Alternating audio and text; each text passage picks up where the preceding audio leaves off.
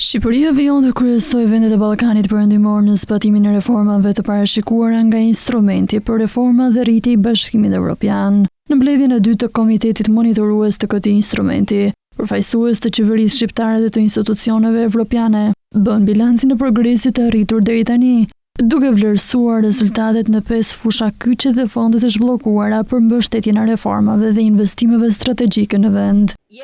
33 hapa reformash janë përfunduar dhe verifikuar në 5 shtylla politike: zhvillimi i sektorit privat, kapitali njerëzor, digitalizimi, energjia e pastër dhe sundimi i ligjit.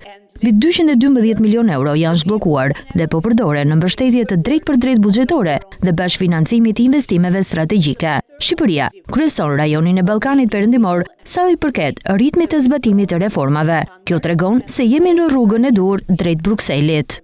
Rezultatet e deri tanishme tregojnë jo vetëm përmbushjen e objektivave të reformave, por edhe forcimin e mekanizmave institucional që garantojnë zbatimin dhe monitorimin e tyre. Autoritetet shqiptare theksuan se çdo financim i përfituar lidhet drejt për drejt me reforma konkrete të verifikuara nga Komisioni Evropian. Ne kishim dorëzuar paketën tonë të parë të plot raportuese prej 41 hapash reformash dhe po prisnim vlerësimin e Komisionit Evropian. Komisioni Evropian konfirmoi 21 nga këto 41 hapa, duke vendosur Shqipërinë në krye të Ballkanit Perëndimor për sa i përket zbatimit të reformave.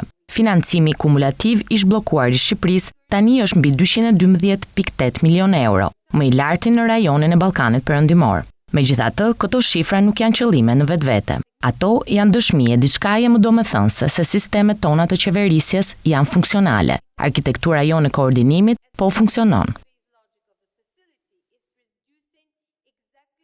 Sipas saj, ritmi aktual i reformave do ta mbajë vendin mes performuesve më të mirë të rajonit, ndërsa zbatimi më të ishëm i agjendës reformuese pritet të mbështesë objektivin strategjik të integrimit të plotë të Shqipërisë në Bashkimin Evropian.